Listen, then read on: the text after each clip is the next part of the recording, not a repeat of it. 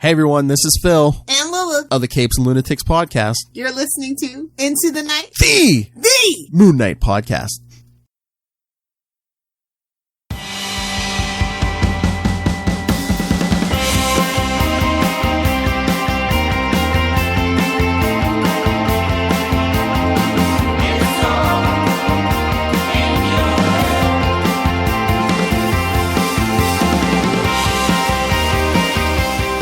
Yes, welcome back, Looney listeners. This is Ray for Into the Night, the Moon Knight podcast. This is a bit of a strange one.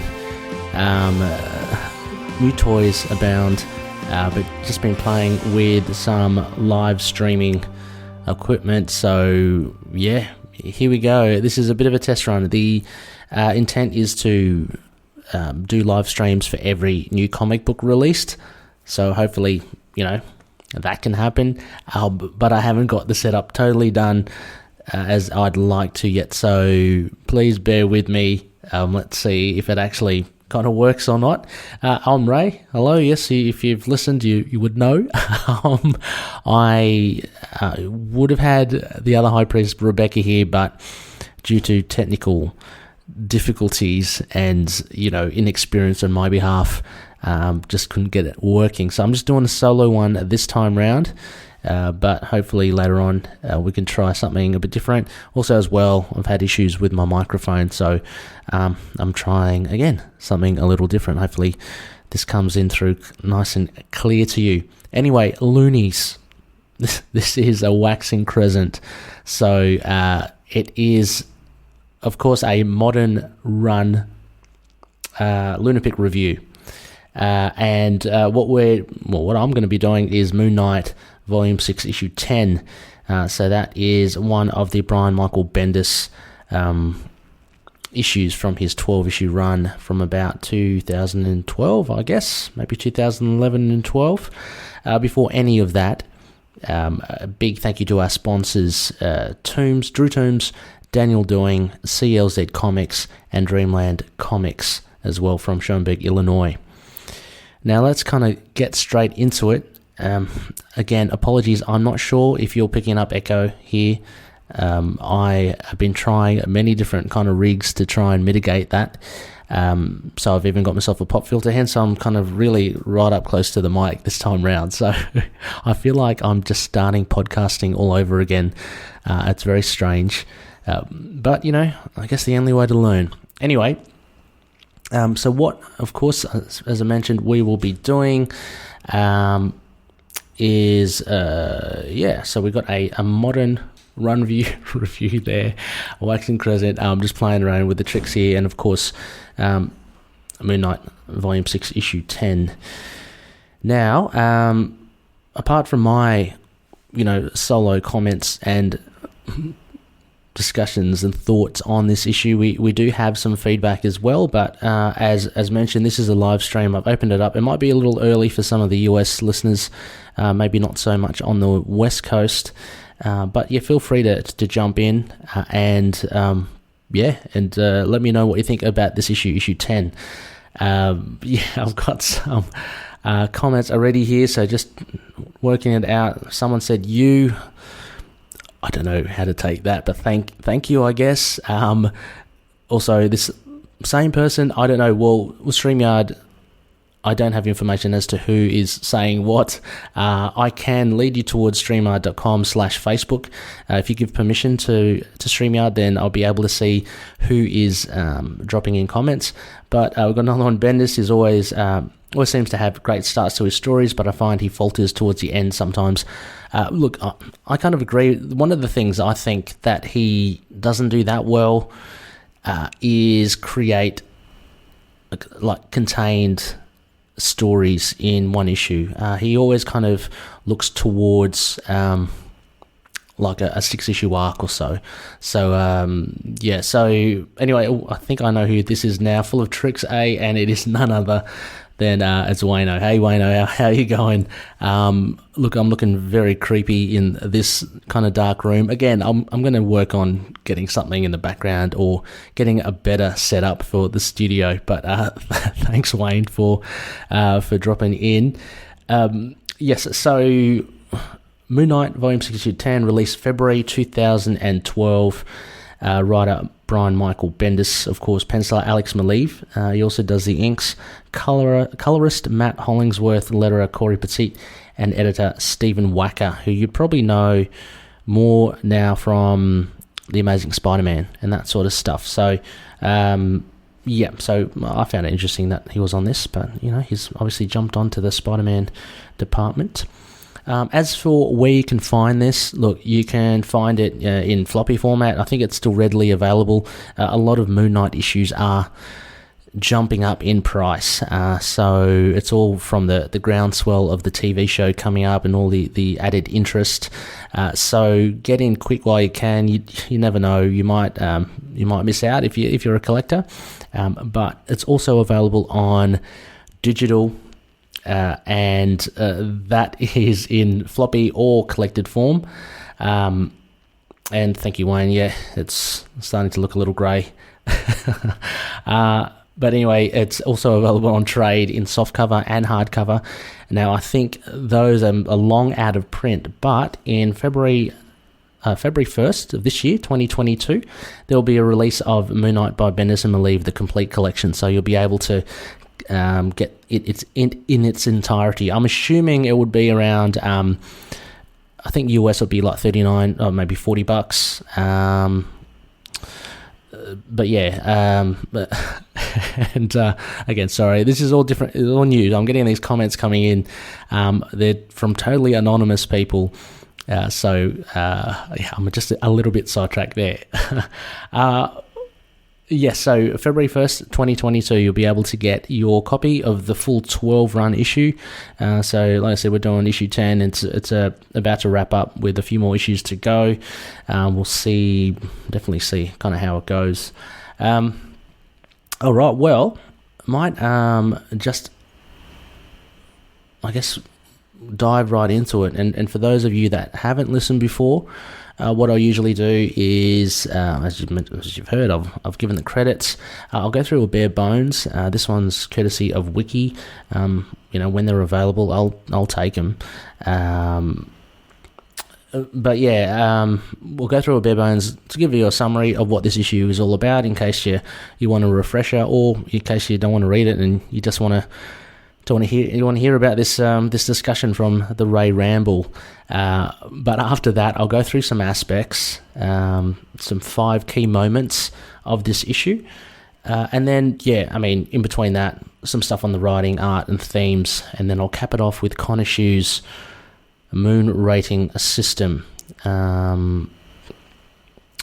Yes, also, of course, the power of Chad as well. He says, yes, there are some websites that will have it as well. If you do know how to do that sort of thing, by all means, give that a go. I cannot endorse it, but I will just turn a blind eye to all that sort of stuff. Now we got Wayne. So Wayne's just signed up. I can see it now, Wayne. Beautiful. Yes, the profile pic of the fam, and good to have you on board. Look, I'm testing it out. I'm going to try and play the bare bones music whilst I say this thing. Hopefully it's not too loud. So here we go. Marc disappears into Moon Knight's subconscious as Wolverine works on autopilot. In Marc's subconscious, he is Jake once again in New York after a night in the cab. He is greeted by Marlene, who asks him what did he destroy today. He destroys everything he touches. Marc wakes up in shock to a hospital room, handcuffed to the bed, not knowing how he arrived. Hall arrives to the hospital to question a unfingerprinted Moon Knight, but just as he arrives to the ER wing, Inspector Hall and the other detectives along with the staff faint. Buck releases a gas in order to extract Marc, and Buck confirms that Maya didn't make it. Back at Nefaria's mansion, the Count can't regain his composure after the attack, but he wants Marc dead immediately. He calls upon his daughter, Madame Masque, to finish the job. Meanwhile, Marc has been off the grid for some time at his house as he dwells over his recent loss. The Wolverine persona tries to bring Marc to action, but he cannot move. At the county morgue, Mayor's body and items have been confiscated, but Madame Masque breaks in and kills the doctors. She detects vibranium in the staff Buck constructed for her and tries to backtrace the source of the deal for this metal. Once Masque gets her intel, she follows Buck. Late one evening, when Buck drives to Marc's garage to work, 3 red laser dots rest over his shoulder, and then boom! Marc runs to his garage to investigate and sees Buck caught in the debris. He tells Marc that she has the Ultron head. So there you go. There you go, loonies. That was a roundabout. Actually, that was pretty well written from Wiki, so that's cool. Yeah, thank you, whoever did that from the Wiki pool. Anyway, so let's get into it. So one of the key moments I picked for this, it's interesting. This Bendis issue is a strange one. For those of you that have read the Bendis run so far, as I mentioned, it kind of all stitches in together. So reading one particular issue, it feels, dare I say, a little unsatisfying because it kind of moves at a slower pace, I guess, because Bendis is looking at the greater whole rather than just one of the parts. But yeah, so it was a little difficult trying to pick key moments. So yeah, I mean, the first one I raised was Nefari's daughter, the introduction and reveal, I guess, of Madame Masque in this arc now. I thought it was quite interesting to have her in it. She brings a different level of danger, I guess, to Marc and Moon Knight and what they're trying to do. She ends up getting the Ultron head. She's quite ruthless. I mean, we know Count Nefari is as well, but she is on a different kind of path. The mere fact that she goes in guns a-blazing and shoots all those doctors in the autopsy room, looking at Maya, looking at Echo. That was quite confronting, because the dialogue that you had prior to that with the doctors and surgeons, or whatever, the coroners looking at the body, it was very everyday dialogue, and some of it from memory was a little bit humorous. So to have them all kind of gunned down within a couple of panels was quite shocking. But yeah, so Madame Masque, I loved Maleev's introduction of her. She gets a full page spread of just her with the gun and posing, basically. Wayne says he's a whole picture kind of writer, plays a long game, sometimes sacrificing the issue to issue impact. Yeah, totally agree. I do love, I don't mind this run, if you read it as a whole, like all together. It is a little difficult once, and this is, purely our decision to review it issue by issue, and it really becomes a different beast when it is that. So, spot on, Wayne. I think that's absolutely correct. Madame Masque, she's quite cool, well drawn by Maleev. I'm just flicking through. I've got it on, I should have mentioned as well, on Marvel Unlimited too, so you can catch it there, which I'm reading from. I can't be bothered to get, it's the usual case, I can't be bothered to get the actual the issues and all that. But here we go. Look, again, if future broadcasts, hopefully I'll be able to set this up properly where I can share the screen and show you what I'm talking about. But yeah, Madame Masque there, yeah, pretty cool. It's I'll see if I can just show you this way.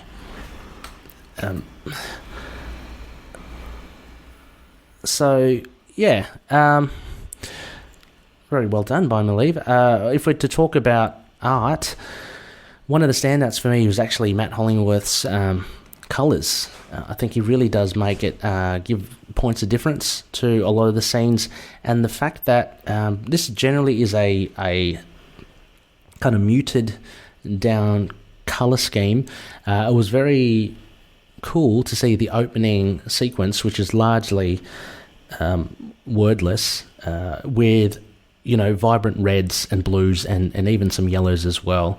Mostly the red kind of really stood out. So really enjoyed the art in that sense as well. So Madame Masque, she also had the Predator the Predator, what do you call them, lasers as well at the end. I love my Predator too. But yeah, apart from that, and just a big reveal, it's almost like a passing of the torch. So we've had, in the first 9 issues at least, we've had Count Nefaria as the main antagonist.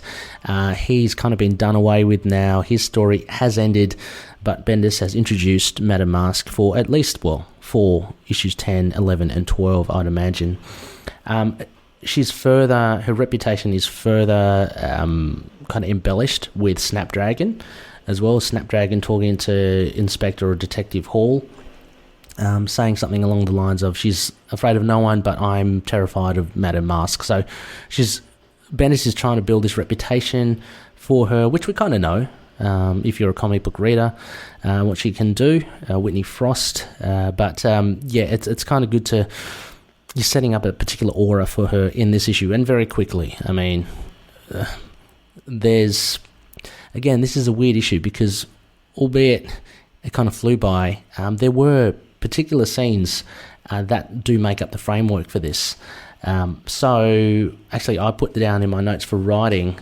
So we have distinct scenes of like Marc dreaming first, Marc in hospital, then Buckline retrieves Marc. There's the Echo autopsy. There's a reveal of Madame Masque and Nefaria kind of struggling with, being taken out by Moon Knight, and Snapdragon. I call Snapdragon snitching. So there is quite a lot there happening. But it was interesting to have a largely wordless or a wordless opening from Bendis, but then you get all the Bendis dialogue coming in after, and look, it's not that bad. I'm glad that we saw the likes of Jake Lockley and Marlene in it, which I totally forgot. But I mean, like I said, it is what it is. Second key point I put down to Buck Lime gassing the hospital. Now that's a pretty big thing. Oh, and then we've got something here from Wayne as well. Kind of gives hope for a bit of a crossover with the TV. So I'd love a crossover with Moon Knight and Hawkeye, Moon Knight and Kingpin. Can you imagine that? That would be cool. But yeah, I really enjoyed Hawkeye. Wayne, I'm not sure if you enjoyed it as well. I found it a really fun series. Probably one of my favourites from the Disney Plus of last year. I'm up there with WandaVision. But yeah, and we have a greeting here from, would be none other than Russell Moran from Tomes of Evil. Hello, Russell. Yes, I'm just testing out some newfangled gear. I'm just kind of like the blindly stumbling through it. So please, bear with me. See what we can do. I couldn't even get Rebecca on. That was things kind of went arse up, but hopefully I'll get it all sorted. We'll get Rebecca in for some future episodes. Anyway, so where was I? Buck Lime gassing the hospital. This is a pretty big thing. It's a pretty... that was a pretty major thing to do, pretty bold. I immediately... because again, it's been a while since I've read these, so it's kind of, in many ways, just reading it again. It could be seen as something quite sinister straight away, but then you find out that it was Buck just to try to get Marc out of there. A little... what do you call it? It's kind of a little overdone. he didn't have to go to that lengths. I mean, there are a million ways, I guess, of trying to get your guy out of there. But he decides to knock everyone out with gas. Wayne's for sure, Wayne. I would love to hear your thoughts. I loved Haley Steinfeld. I think she was great in it. Kingpin. Anyway, spoilers. Hopefully, it's not too late. not too early to say that sort of stuff. So gassing the hospital again. I mean, this was a key moment, but there's really not much to talk about it other than he did it to get Marc out. I can't go into depth of it. I mean, basically, panel by panel, Detective Hall is speaking to someone, talking about, Moon Knight should have been fingerprinted. Why didn't he? Because he's quite a dangerous individual, and before you know it, he and the police are slowly getting knocked out from the gas. But it is a big moment because I guess it does push it forward. We do get a Marc out of the hospital, because he has been detained not that long, mind you. I mean, it was only the last issue that he had the kind of the throwdown with Nefaria and with Echo, but there you go. So hopefully, I mean, that was it. That was one of them. Another key moment I thought was looking at the aftermath of Echo's death. So seeing her on the in the autopsy room, having the surgeons kind of talk to her, or talk about her, that sort of thing. I mean, it's quite sad. I mean, the fact that, oh my God, her heart was obliterated or just disintegrated from Nefaria's, blast. So she totally can't be alive. Let me pull it up. It's pretty pretty weird. But anyway, that's a big thing because obviously Marc had a thing for Echo. He has this internal struggle as well. You see him with Wolverine. The vision of Wolverine telling him, he's the reason that the mess is what it is, and essentially tells Marc to avenge her, to save the city. So, that's motivation. That would be motivation for Moon Knight to get there, I'd think. But then that pans to, very stark kind of look of Maya. I keep on going between one of the two. But lamps and implements and panel edges discreetly kind of covering, some bits. But a gashing, a terrible wound in her chest. And then, you just get them talking about, that's Jane Doe, whether or not she has superpowers or not. There's a guy who put a 6-inch hole through her chest and vaporized her heart. So they're all talking about that. But then, as I mentioned before, there's this typical Bendis speak of it's a very kind of somber clinical situation, and towards the end the surgeons are superpowers. This is exciting. Yes, until someone disintegrates your heart. It's a little thing, I don't know, but like that. But that is kind of signature Bendis for me. And he does it to, I guess, alleviate the tension a little. I don't think he needs to do it all the time. But sometimes with the stories that I read from him, he does tend to use it kind of haphazardly. And then that is kind of what culminates into characters kind of sounding like each other, because they all have that kind of quippy, witty kind of banter. So it was really cool. It's a really cool effect, but I think that, with a bit more moderation, it wouldn't become a little bit of a repetitive thing or that's recognizable with Bendis. Okay, so so with Echo, Echo, she's clearly dead. if you're an Echo fan, this issue won't give you much.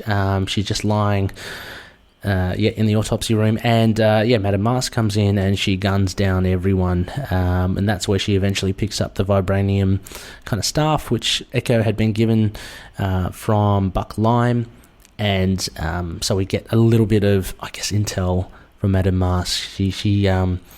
She uses it to find out information.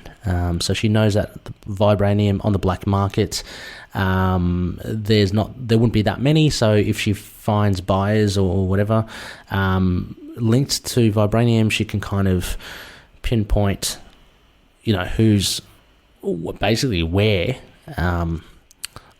they would be, and I assume then that leads to Marc's garage or Buck Lime, because that's where she finds him towards the end. Now again, the art I think is really good in it. I think the way that Maya looks very different, I think, from what she had in the previous issues.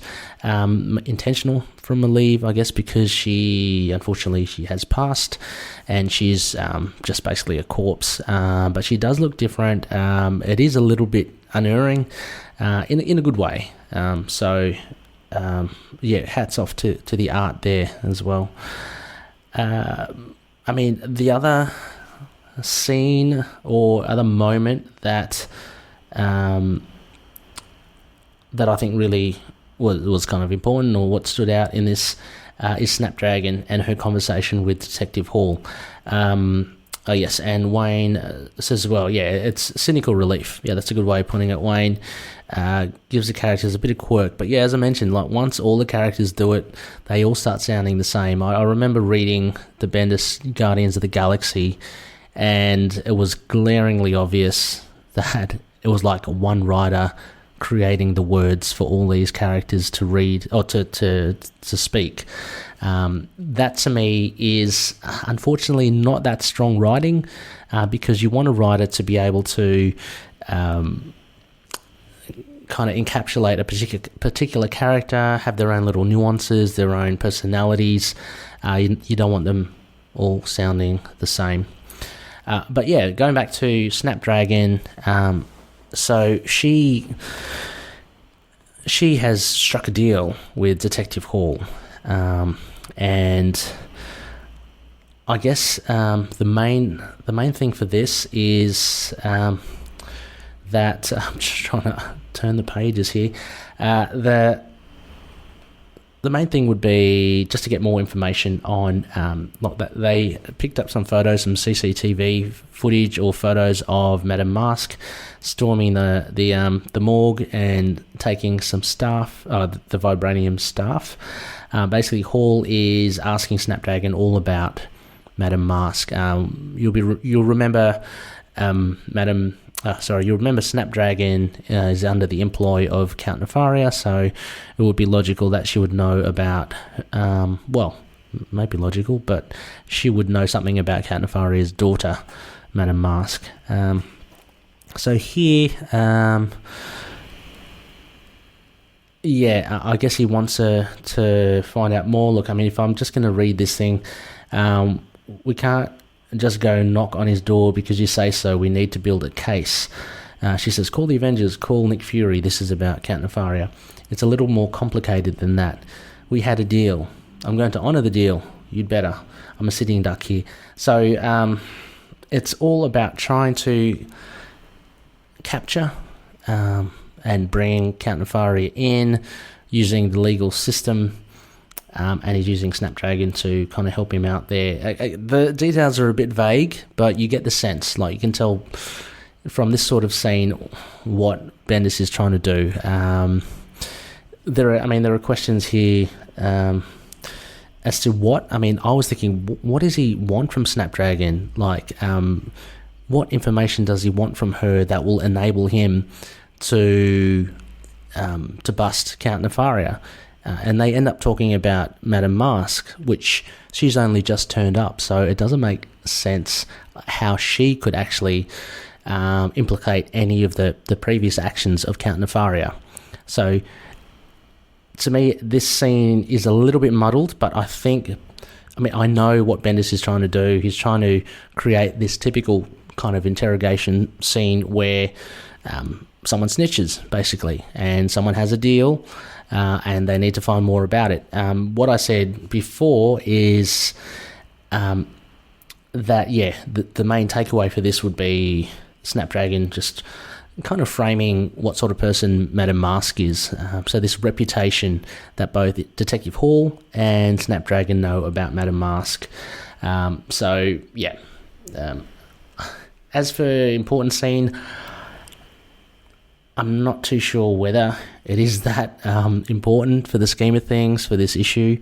I only picked it out because it was a point of difference. It was a distinctly different scene from the rest of it. It was away from Marc Spector. It was tangentially connected to Madame Masque. Again,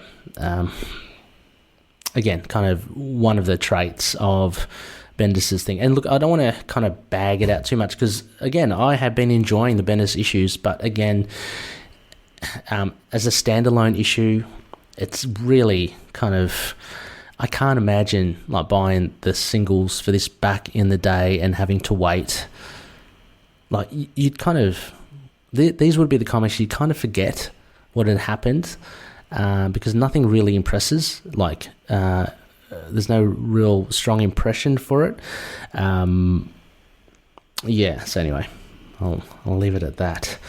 And then, what have we got here? I've just got to get my prompt sheet back up.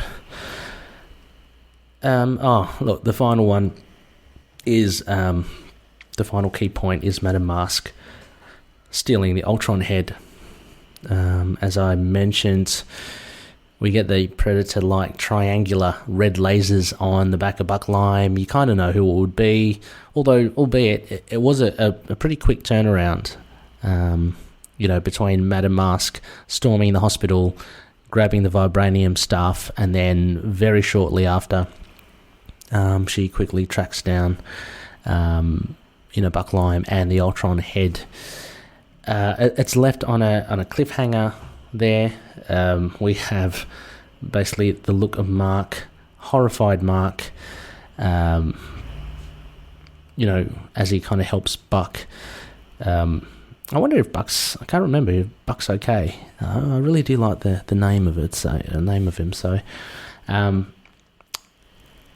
it's out in the open. So all this kind of jargon as well. It's very kind of nifty. I don't know, what is it? Kind of authority or military or government speak. I don't know if you know what I mean.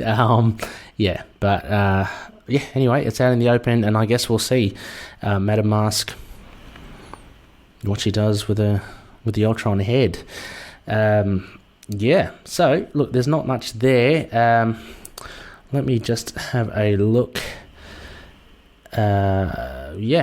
So, I guess it's pretty quick rundown of it. I wouldn't mind revisiting this or revisiting the Bendis run again, but with a co-host, just to bounce off ideas. But doing it solo, it's pretty straightforward, the issue, so I can't really embellish it anymore for you. As for a rating, I'm going to give it a 6.5 out of 10, so more towards a getting small moon, so maybe a 6.4 out of 10. I just feel I think this issue services the story well when it is in a trade, and I'll be getting the complete collection as well. I mean, I'll have multiple copies, but it'd be good to have all 12 issues just in one big bound, one big bound book. But yeah, again, like by itself, this issue was kind of, I just felt it was in maybe like cruise control, or it was ultimately just like unsatisfied. There was no closure. Like, I mean, there was a little with she's got the head, and things are left with a nice cliffhanger there, but I don't know, it just kind of meandered along. And I've got another comment here from Wayne. And he says, do you feel like the writing tries to do too much on a issue-to-issue basis? I probably would say, Wayne, I don't think it does enough. I think, maybe the writing, as in the dialogue, could potentially be a little bit too much. Like there have been, what was I reading not that long ago? I was reading an issue. I was reading an Uncanny X-Men issue. I think it's by Scott Lobdell. Like pages filled with dialogue. And look, there's nothing wrong with that if it warrants it, but sometimes you've got to balance it right. You've got to get the art to speak, and of course Maleev is beautiful in this. He certainly holds his own. But I don't know. I feel sometimes Bendis writes dialogue just for the sake of writing some dialogue. It doesn't really. Not to say that everything has to further the story. It's good to have little bites of little snippets of just informal chat. I mean, that's always cool. That's what made Bendis really cool. But I think he does too much with that, with the dialogue. But as for overall writing, as for this as a standalone issue that you can pick up and return to every now and again because you like it so much, it doesn't give you that sense of fulfillment when you read it. You really do get a sense of, and I know it's a cliche saying it, but you get a sense of you've jumped into something in the middle, and you don't get a story within a story, which I think a lot of great comic book writers can do. You can, you don't feel lost. And in the old days, they had that kind of thing where, say, Wolverine always described himself, just in case this was someone's first comic, you know what I mean? That's a very basic kind of analogy of it. But, it's... Anyway, thanks, Wayne. Yeah, and you agree too. That's fair enough. Now, look, before we go anywhere else, and I'm not even going to attempt doing ad breaks in this solo event because I might cock it up and, I'll lose the broadcast or something. But for our nightlines, now we have some feedback for this particular issue. Now, the first one is from our Facebook group, and it's from Kyle Carr, one of our valued patronies. Hi, Kyle. Thank you so much for dropping in a line. And Kyle says, I'd never read an issue of this series before. It feels like classic Bendis. And what I mean by that is nothing of any merit happens, at least until the very end of the issue. Marc is out of the hospital. Cool, but it didn't serve any purpose. Madame Masque broke into the morgue to see Echo. The only important thing at all is that she took the staff. Wolverine tells Marc to get up, but Marc doesn't listen. I feel this issue could have been told in 8 pages, but then we wouldn't get Maleev's beautiful artwork, so I'll take it, but Maleev gets all the credit. I did also appreciate what I can only assume was a hallucination at the start of the issue. At least having Stephen and Jake referenced in the series is nice. I thought they weren't going to be in it at all. Overall, as a standalone issue, I'd give it a 5.5 out of 10. Yes, thank you, Kyle. For sure, I totally agree with many of your things, and you're right. I mean, you've succinctly actually said it very well in that nothing really of merit happens. Like, Marc is in the hospital. I mean, the only purpose that he was is from the carry-on from the last issue. He was detained, and so he's in the hospital, and he has to break out. I guess you could play with that. You could have Marc detained, and then there'd be an issue or something about Marc stuck in the hospital and someone trying to kill him and he tries to escape, that sort of stuff. You can create a good story out of that. But I think I agree with you, Kyle, the fact that he got put in the hospital and the very next issue he just gets busted out again. It's a bit of a... Yeah, it's kind of like, why did you put him in the hospital in the first place, Bendis?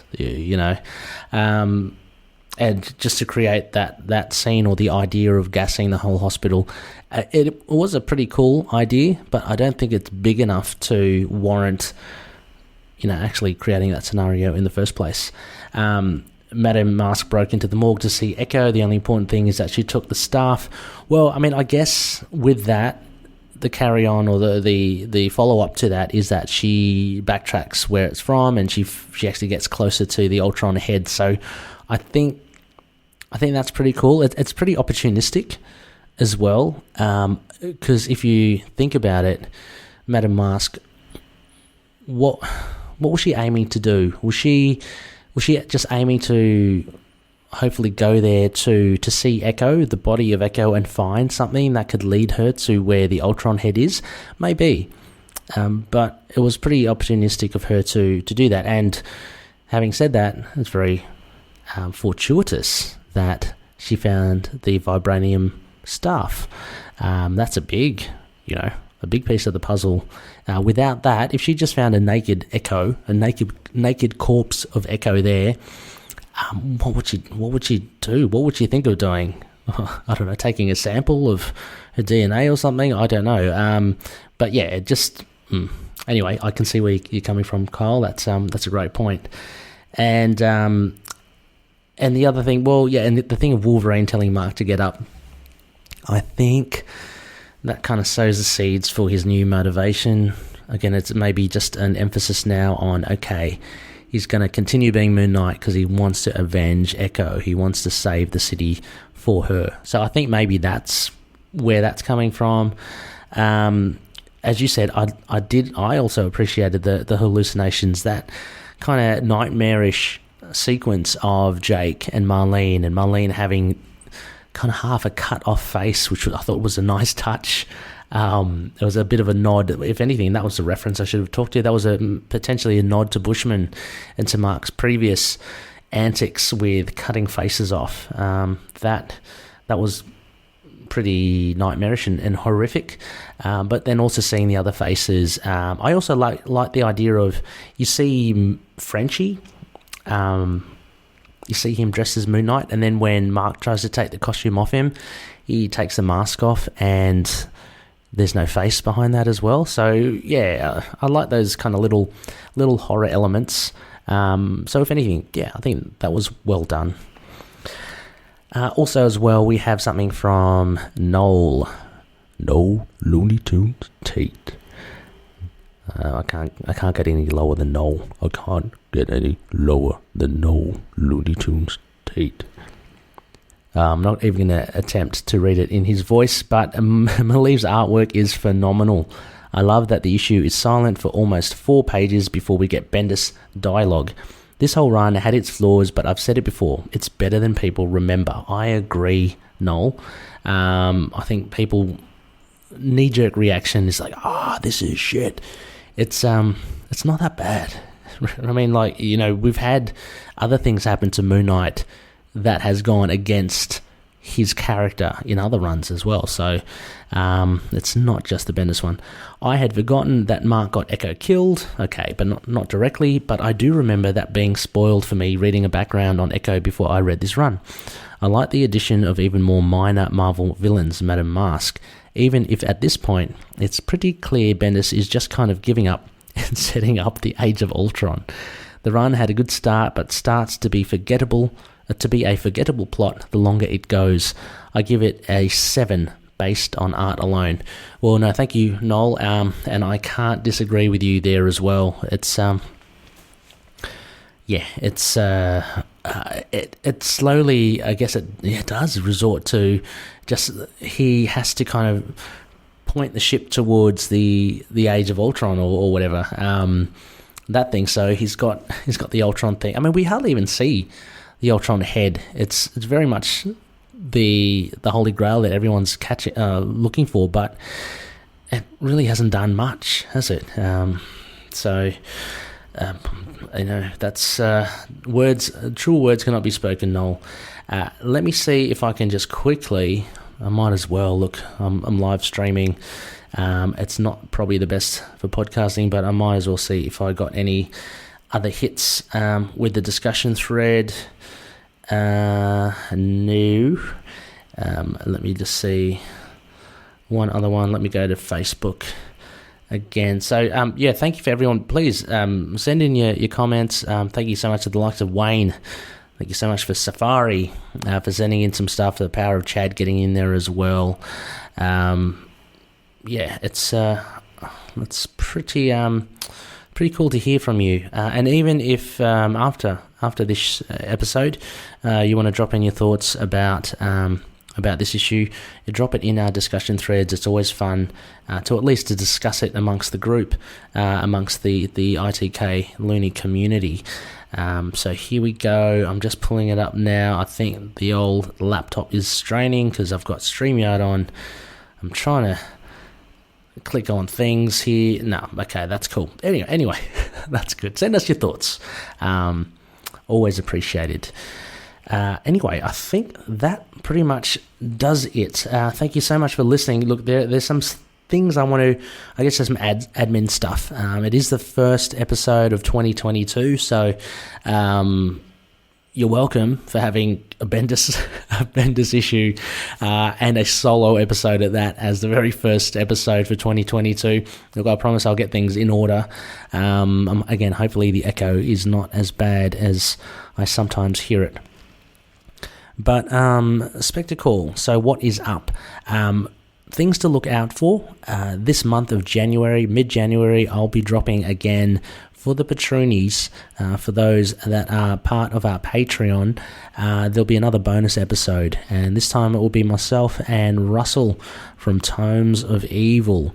And we'll be talking about, of all things, Masters of the Universe, just our childhood memories, the reason, our fandom for it, discussion on the Netflix series, as well as some of the past ones, the action figures, the comic books. It's all there. It's a lot of fun. Look forward to releasing that. And again, that's exclusive only to Patreon members. So please consider becoming a Patreon member. Next phase, episode 258. It is a waxing gibbous. Now, before I get into that, I want to kind of clear up a few things as well. There's been a little bit of a reshuffle with segments. Basically, I had a segment before called the Moonwalk.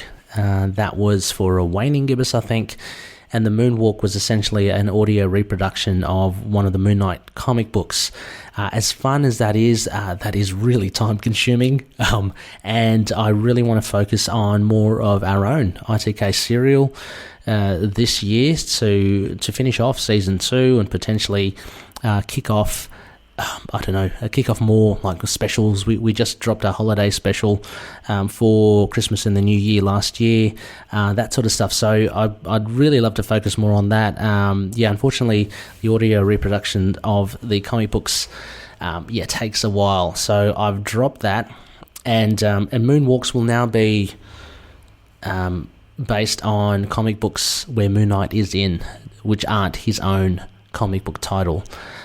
So that will be next week, a waxing gibbous. It's a Moonwalk, and it will be on Solo Avengers Volume 1, Issue 3, and we'll be looking at the backup Moon Knight story, The Tower of Shadows. And joining me for that sojourn is two great guests. Again, Noel Looney Tunes Tate and Justin the Owl Osgood.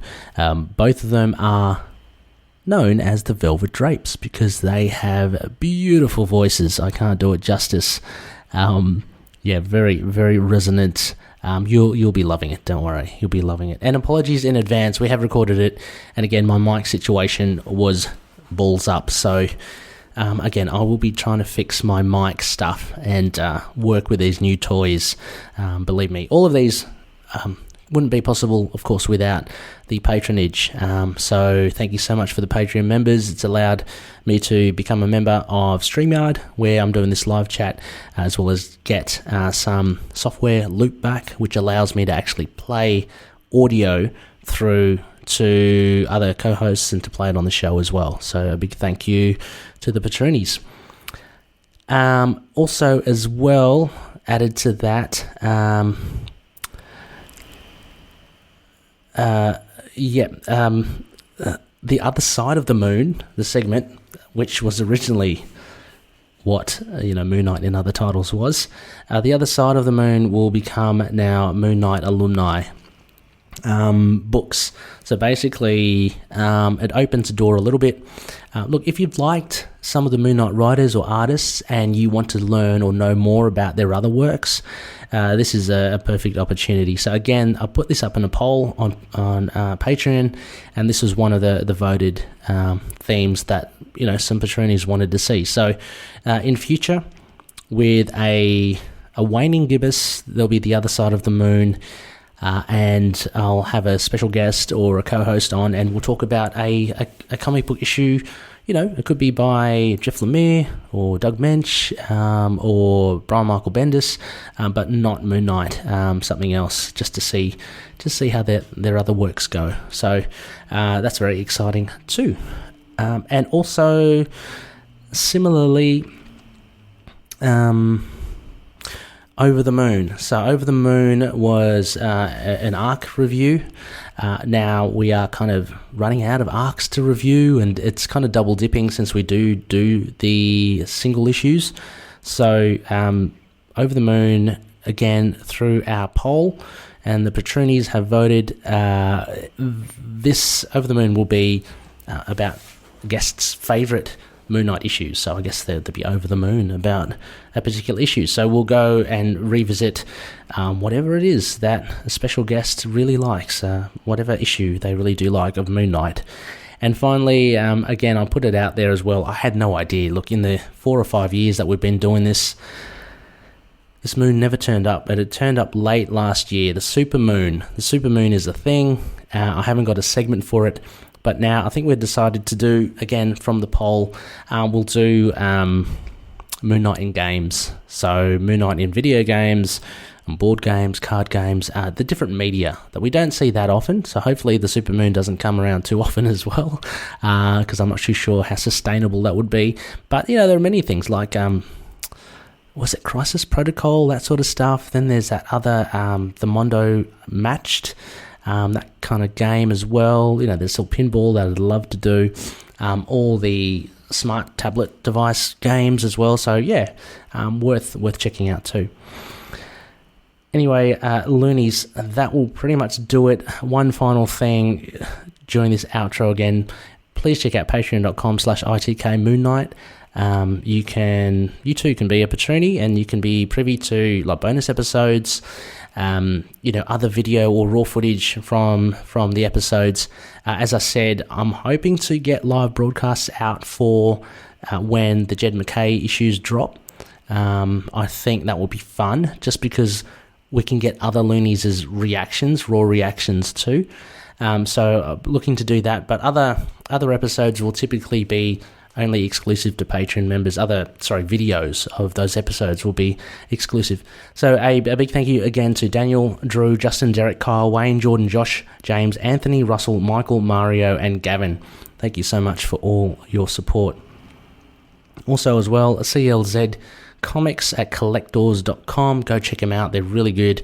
I think they hail from the Netherlands, so even better. But yeah, they can put all your comic book collection in order with the database, and you can, filter things. You can make sure that you keep a running total of what's bagged and boarded. You can, define where your actual comic is located in the cabinets that you may have. It's a really helpful tool. I love it. So please check it out on collectors.com. Also as well, a couple of patronies, top tier patronies. Daniel and I have been chatting away. He's been very busy with his own creations, and he is the creator of Fringe Knight, an original indie comic based on Erie, Pennsylvania's very own mysterious superhero. So check out patreon.com/Fringe Knight 27. Daniel's been also working on some cosplay, some really funky Fringe Knight accessories, shall we say. And also Tombs by Drew Tombs, one of the other patronies. Check out on SoundCloud, soundcloud.com/Tombs with a Z, or Lurk Music, that's on Bandcamp, lurkmusic with a CK.bandcamp.com. Drew is a phenomenal musician. Does a lot of DJing as well, but if you can check out his work on either SoundCloud or Bandcamp, you'll get a little taste of what he does. Really cool atmospheric stuff, and dance music stuff. And finally, Dreamland Comics. If you use the code MOON, you can get 20% off their online store, so go check out Dreamland Comics. Finally, we're part of the collective as well. Plenty of great shows here. Inner Demons, a Ghost Rider podcast, Ghost Spider groupies, and also I'll give a shout out to Resurrections, Thanos and Adam Warlock podcast. Look, there are plenty of them. You just got to check out the link below in the show notes. Check it all out. They're all fantastic shows. We all help each other out. We all cross-promote. And we're currently doing something with To Know Her Is to Fear Her, the other podcast that I do about Spider-Woman with Seren.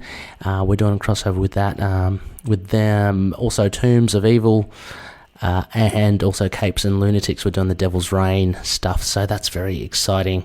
It's already kicked off. Go check out Capes and Lunatics for all the discussions there on Devil's Reign, 1 and 2, I think, at the time of this recording. Finally, you can find us on email. Send us anything. It's great to chat to you guys. On feedback at itkmoonnight.com. We've also got a website, itkmoonnight.com, which I've embedded the live stream for this. I may have gotten it wrong, so I will be taking it down. I think it was for the other failed attempt, so don't look at it. Also, Facebook, we've got the page and group, Twitter, Instagram, YouTube, Discord, Get Vocal, and Podchaser. And I've got to say, Discord is going great guns. So much chit-chat over there. I love it. I just drop in, I read a few things, leave in a couple of thoughts as well, but a really great bunch of loonies there. Go check it out. And Rebecca's there as well.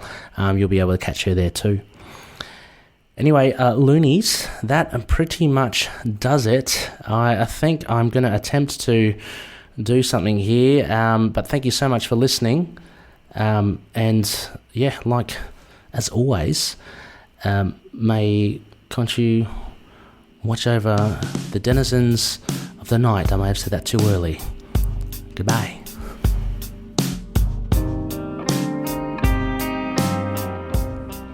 Moon Knight and affiliated characters, stories and events are properties of Marvel Characters Incorporated. Materials used and discussed within the podcast are intended for critique and review purposes only under the fair dealing concept of the current Copyright Act. The views, information, or opinions expressed during the podcast are solely those of the individuals involved and do not necessarily represent those of the copyright owners.